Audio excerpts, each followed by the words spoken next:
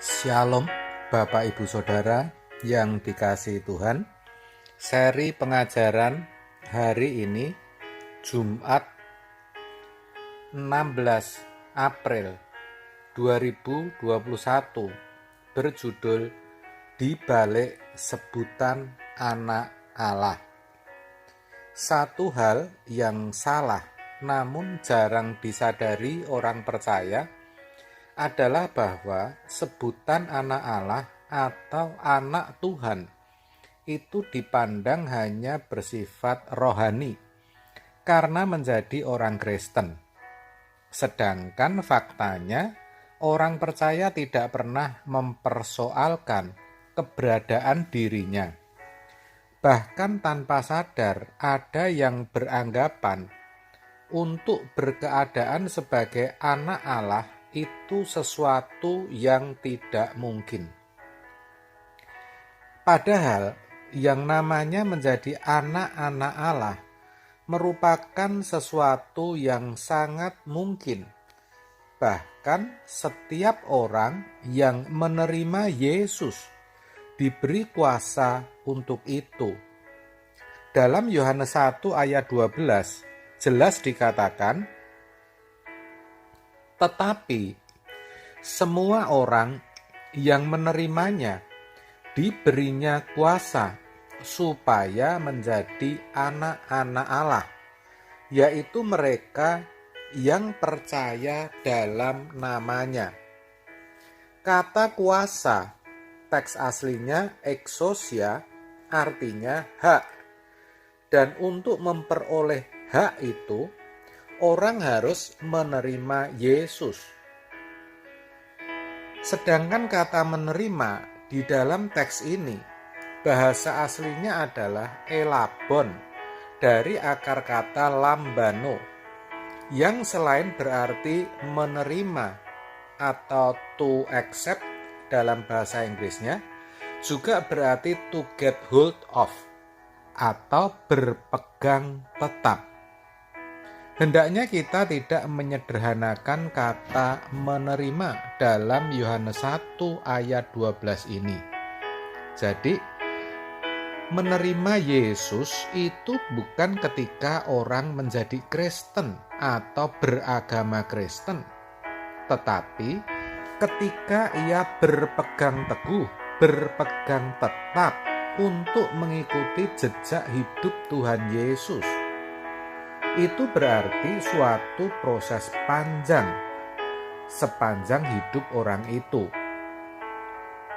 Melalui Injil dan tuntunan Roh Kudus, orang akan terus diproses sampai benar-benar bisa menjadi anak Allah atau teknon, yaitu anak yang mewarisi karakter Allah sebagai bapaknya, meskipun masih mengenakan tubuh jasmani dan masih hidup di dalam dunia ini. Untuk itu, setiap orang Kristen harus menyadari akan hal ini, lalu memberi diri untuk diubah, diproses untuk memiliki keberadaan seperti Yesus yang mengambil bagian dalam kekudusan Allah Bapa atau Theos.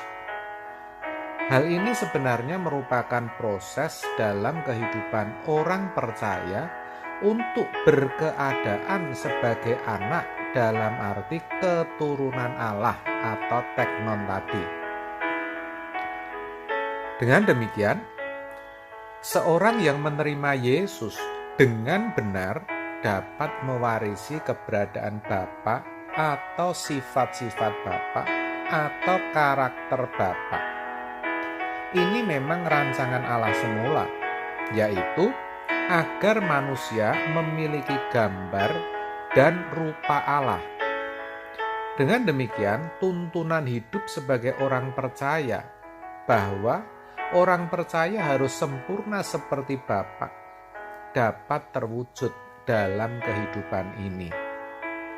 Sayang sekali, kebanyakan orang percaya tidak mengerti akan kebenaran ini, sehingga di dalam kekristenannya fokusnya tidak berbeda dengan kehidupan keberagamaan lainnya, yaitu menjadi baik. Dan ketika sudah baik, dan itu ditandai dengan tidak melanggar moral umum seperti membunuh, mencuri, atau berzina, juga tidak tersangkut kasus hukum, maka merasa sudah menjadi anak Tuhan yang baik. Padahal yang benar tidaklah demikian, karena target atau tujuan akhir kekristenan itu sempurna seperti Bapa, di mana Yesus adalah model hidup satu-satunya. Dan untuk menjadi seperti Yesus, orang harus ambil bagian dalam kekudusan Allah.